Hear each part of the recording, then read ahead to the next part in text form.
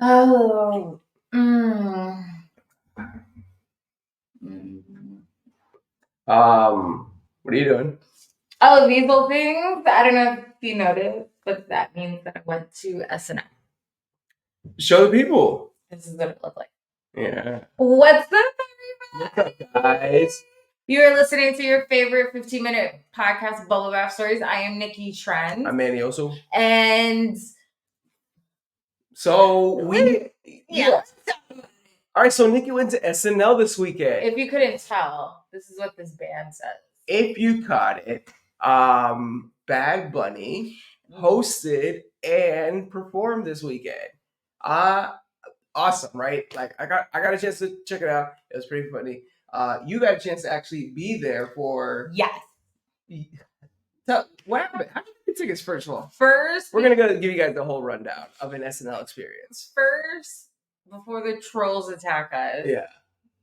No, Manny was not with me. No, I didn't get to go. He was gracious. My good friend of the show, Danielle, went with me. And so don't come for me, okay? Just saying. What a fucking experience. Yeah. I mean, anybody who's ever lived in New York or even anywhere in the country has always wanted to go to SNL. It's like the hardest ticket to get. It's like one of those things when people come to New York, it's always on their list of things. Yeah, and it's like not easy at all. It's like a whole lottery. Ain't that the funny thing? People always think like, oh, can I just get tickets to SNL? Oh, can you just get tickets to SNL? Yes. And then we go buy tickets. It's like, no, you literally have to be sucking some dude. Yeah. Dude who's sucking some dude. Yeah, exactly. But it was such a great experience. Everybody was so friendly. Yeah. First of all, let me shout out my coworker Benson and his wife Beth, who Beth works on the show. Oh, okay, nice. So yeah, someone who's sucking some dude. No, that's terrible. No, so anyway, I was minding my business at work one day, and my office mate told me to check Twitter, and boom, there it was. It was like the writer's strike was over, SNL was coming back. Boom, BadBunny, guest and musical. And I was like, I need to be there. It was pretty surprising to hear that too. Yes, I was like, I need to be there. I miss Cardi and Megan and VMA. Like, I need this. I need this win. And so I don't know if anybody has ever felt this way, where you know somebody who has a hookup and you're like, oh shit, do I ask? I don't know, like this is weird or whatever. But my office mate was like, fuck, like what's the worst that happens? I was like, you're right, YOLO. And so like I hit him with a couple messages or whatever, and he was like, let me see what I can do. And I was just like, dear Sky Daddy, please, thank you, amen. And he like came through. My coworker came through. His wife came through. It was just like I couldn't believe it. I was in shock. Like I could not believe that I was gonna get to experience this, but also to see BadBunny on SNL. Yeah. Not at a concert, not at a club. Like in the most intimate way possible. Just so you know, it's not super big. Like the set? Everything is built in like right in front of you. Okay. So they do it right there, everything. And so it's not as big as you may think it is. Okay. So to see, I was just like, what the fuck is my life? After having the most stressful, chaotic fever dream of a week, this was like the weirdest, greatest way to like end it. Yeah. That's like the only way I can. I don't know how I'm gonna live Saturday nights anymore. Okay? How close did you guys sit? So shout out to Beth again, because she got us floor seats. Wow. So let me just like tell you guys. So you saw BadBunny floor seats. Like I could smell, like I like smelled him. Damn. And I was like, I didn't know color. I didn't know you were sitting that close. Now I'm actually kind of mad. Yeah. Okay, so this is what happens, right? You're in a holding area. It's you're in this holding area, you're sitting for a while, you get on a line, you show a bunch of IDs, all this shit. You go to a lounge back area. It's mad cute. feels very industry, Yeah. like something you would see on a TV show to replicate what the music biz is like. That's what it was like. And it's all this stuff of SNL characters and, you know, scenes and pictures. Free drinks. Yeah. My fave. Nice. And then there was like this really cute photo booth. So me and Danielle online to get the photo booth. I'm like, I need a picture. And it's not like a line, like a huge line, because there's not a lot of people there. Right, but like still long enough that they called us and we didn't get a picture. I was like, I want to take a picture. I was like, all right, forget it. So, you know, right in the line or whatever. And then we're finally where the stage area is. Yeah. And the guy's like, here's a couple rolls. I also got some really good news. So we're like, what's the good news? We are just excited. Gives us the rolls and goes, if you guys are on this line, it obviously means that you will be sitting on the floor. Me and Danielle, we were like, huh? What did he just say? And then I was like, what? I have to use the bathroom.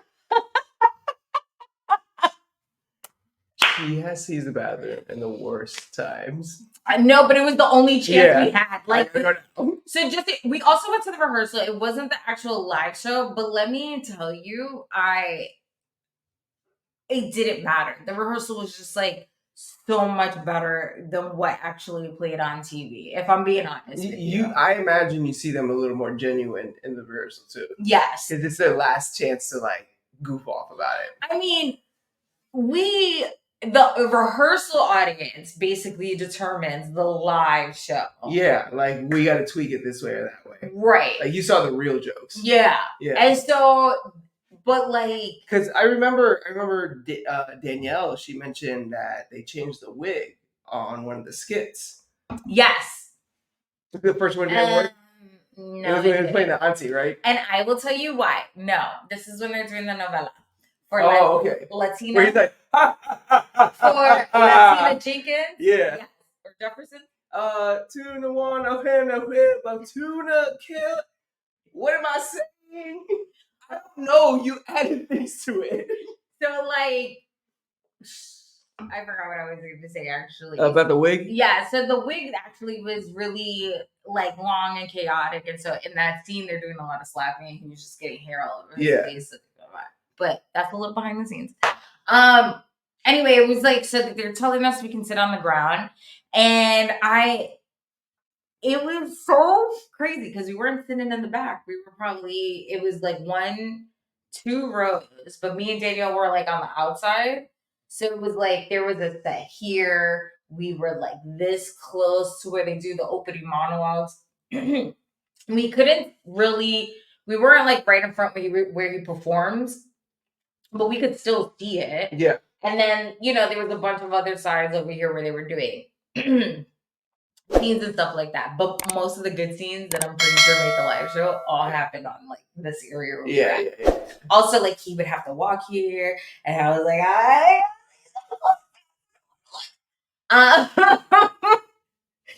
it was for Hurricane Bananas. Nice. It was. I can't even. I bet. No.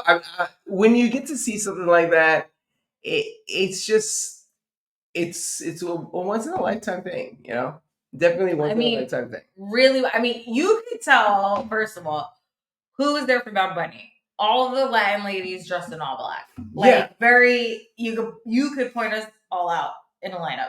Then you could tell the people who were just there because they got the lottery, and you don't get to choose. Yeah, they're like, I'm just coming to SNL. Yeah, and then you know the people who got hookups and stuff like that. But it was just like as soon as he entered, you just got like nobody wanted to shut up. It was just like roaring, like just it was like the look on his face was like so fucking. What was the entering like procedure? Because like people out there, like we said, they always wonder like, oh, I want to go to SNL, so what go to SNL? Like, what's all the rigorous things you had to do to walk through there? I mean, because you said, oh, they had to check like multiple IDs. Yeah, it's just you have to. It's worse than It's more secure than TSA. Actually, you are constantly showing your ID, constantly showing your confirmation. You are not like basically you can't make eye contact with anybody. Don't fucking even think about taking your phone out. Because you were texting me at some point. And I was curious about that. I was like, "How are you texting me?" Well, only because it was the end. Yeah, because I was not trying to get caught. And that was on my watch. Like they were like, if we see you with your phone out, even to check the time, you are gone. Oh wow. Okay. Okay. So no phone. I was not playing. Okay. The seats are really cute. They swivel because you're doing a lot of this. Oh. So that was fun. But yeah, it was. Everybody was just really nice. You know, like sometimes you can tell when people are like over their job. Yeah. These pages were just really nice and friendly. And all I kept thinking about was, how long have they been here today?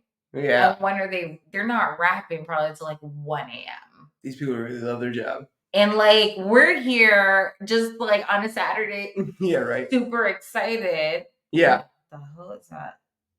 Sorry, guys. Sorry. We're just like super excited. And then they were just like so sweet. And I really appreciated that. I really appreciated how nice, even the crew people, like people who you would expect to be so fucking cranky. So they're just like Ken on yeah. Yeah. Folks, sway. Exactly. I was sway, like, folks. I was like, am I on 30? Yes, but everyone was really nice. That's cool. No, let's talk a little bit about the episode. Yes, because it was a really funny one. It was a great episode. Let me ask you, what was your favorite skit? The Tia and the mom. I was so surprised to see Daddy Pascal come out. Okay, can I tell you the craziest shit that happened? What? So, BadBunny comes out. I already knew that Pedro was there. Yeah. Oh, you did? Yes, because Pedro came out. They rehearsed. Oh, and so I was like laughing, and I turned to Danielle. I was like, "Yo, you know, it would be mad funny if they did that mom skit, but BadBunny was her other son. And what if, in my mind, I'm like, and if Kendall's here, Kendall plays the girlfriend." And then we're kiki. I'm like, that would be so fucking funny. And I might be a little more okay with them dating if she could make fun of herself. But anyway, that's not what happened.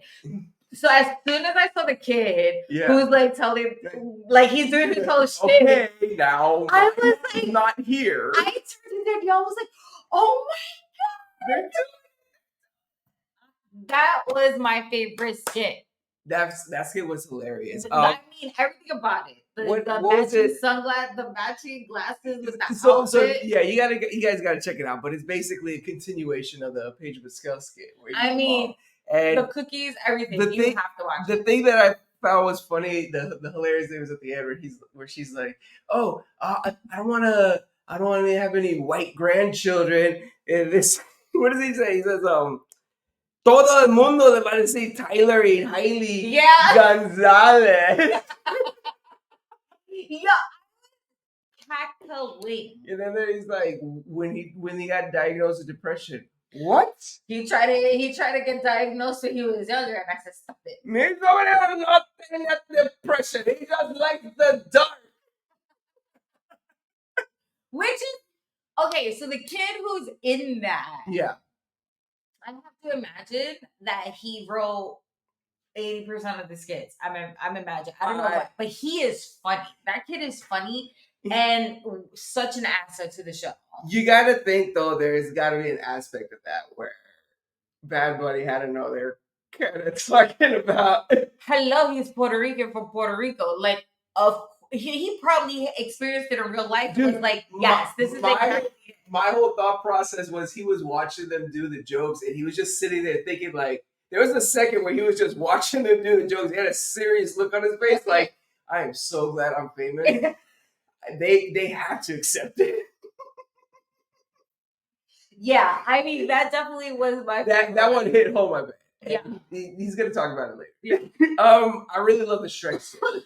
The one where he just walks in like, hey, I'm Shrek. Okay, so do you want us to do a skit about Shrek? Yeah, sure. Whatever. Or a movie. You want to do a movie about Shrek?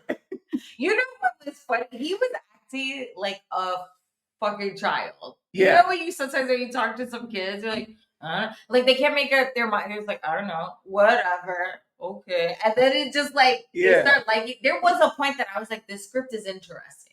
Yeah, it was almost like they told him, be yourself.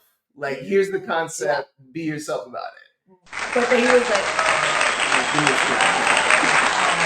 he was a lot like that in the Sister Act one. Where, in the middle where he's like, whoever's doing it, you sexy motherfucker. He did so good with the English, but I have to be biased and say the Spanish skits were just so funny because they had such culturally referenced things in it that you're like, yeah, it's funny because it's true. He said, my daughter's getting married. Like that was cute. That wasn't my favorite. It wasn't my favorite, but it reminded me, like, I really do feel like they did a lot of like, we got to do the whole like Spanish people thing, you know? Yeah, I mean, how could you in situations? Yeah, like, but how could you not, right? What did you think of the whole cast having the like amazing Spanish capabilities? Who surprised you the most? You fucking know who surprised me. Mikey did? Mr. fucking is this himself, Mikey did. So there's a skit where they're doing some medieval shit. Yeah. And Fred Armstead is there, which by the way, yes, we were shocked at first. We found out a couple years ago. I didn't know Fred Armstead that he is Latin American. Venezuelan, I believe. Yeah. Yeah. Like 2 of his shows are in Spanish. Yeah. Like he is Papi Fred for real. But Mikey Dick, on the other hand, was just hello. What? I was expecting for his line to be in English. I'm not gonna lie to you. He was cutting. I was like, I'm ashamed of myself. Yeah. Now I'm ashamed of myself. To give a little spotlight to some of the other guys, that Subway skit where they're trying to be serious and all this shit's going on in the background, I had to pause it, go out to the lobby at work and be like, you guys need to watch this. Stop everything you're doing right now. Y'all need to watch this skit right now. So relevant. Yo, most relevant thing about living in New York. You cannot go through a subway and have a normal day. You just can't. And the part where the rat. Okay. You were the rat. Okay. So we're sitting in our seats. When those skits come on, we watch them on a TV. That gives them time to set up for the bigger sets, right? Yeah. I'm just so into what is happening that when the rat pops out, I jumped in my seat. Yeah. Again, this was on a television, nowhere near. Nothing was popping up or anything. I was just so into it that I got and my like jumped up. It was the funniest shit. I think after because at the job that I had, Kenan Thompson actually frequents. He's a client of ours. And he's always such a relaxed person in general. Yeah. To see him on skits nowadays, it feels like he's just having the best time. Like absolutely zero pressure. Yes. I agree. He just walks around like he's in charge, right? I agree. Yeah, I love it. But because his part on that Subway skit where he's just like, "Hello, sir, may I show you something?" Automatically, I'm like, "Oh my god, it's done. The whole skit's done." Did the serial killer one come up about the Facebook market? I don't think it did. Okay, so because there were some y'all saw that didn't. Yeah, so there was a skit about a Facebook market thing, and the seller goes to the buyer, and then he comes to the house. It turns out he's a serial killer, and so BadBunny plays a task rabbit person. Really? But he's in cahoots with the guy, and so he's in the back and goes, "I just want to kill them. I just want to kill them," and then the people leave or whatever. But and then Pedro Pascal plays a cop. And he's coming to check on the scene. Oh, and everybody didn't make it to the show. Everybody kept laughing. Pedro Pascal is the worst, by the way. He came in And I think it was like Bowen said one thing or made eye contact, and he just started laughing. Yeah. I was like, that's funny. Like, I love that he did that. I, for one, was a fan of the show. I need to know, though. You guys got to check out the episode. Let us know what you think about it. And what was your favorite thing? I mean, I will say this. I like, kudos to the people who work there. Yes. Like, first and foremost, BadBunny did a great job. Great. But like the cast members that are there that we see on TV, they're cool as fuck. And they deserve all the respect. Because like to get up and do what they do. Yes. And like some of the skits were not funny. We were not like no attention to them. And they were still working through it to try and make it funny. Like so fucking great. To the people behind the scenes, I mean, it was so they're literally building sets this far from us. In seconds. It takes a million hands to put a show like that together. We saw Laura Michaels, by the way. Oh, you saw him? Yeah. Nice. And I hope he was there. Danielle's like, he looks really familiar. And I was like, damn, he does look familiar. And he was before we skid, he's like shaking hands with like all the actors and stuff like that. And that was really cool. But like all those people, it's just dope. Those people deserve all the recognition. All the people behind the camera who are working seamlessly like definitely. Who still look like they fucking enjoy doing their jobs after 49 seasons. Shout out to production staff, definitely. You guys put a show that y'all deserve appreciation. Yeah. So let us know though. Like, have you been to an SNL show? Have you really tried to be at one? Who are you trying to see at? Who would you love to have been at the audience for in the past? What was your favorite Benito skit? Yeah, definitely. And also, have you had to do the whole meet the aunt and the mom at the same time thing? It's a pretty tough situation to be in. We're going to retweet. I am sure that's making its round on TikTok or Reels. So we'll find it and we'll show it on ours. Anyway, guys, if you guys want to know what we're up to, you can find us on Instagram, TikTok, YouTube. Instagram, TikTok, YouTube, Facebook, if you use it, I died. Yeah.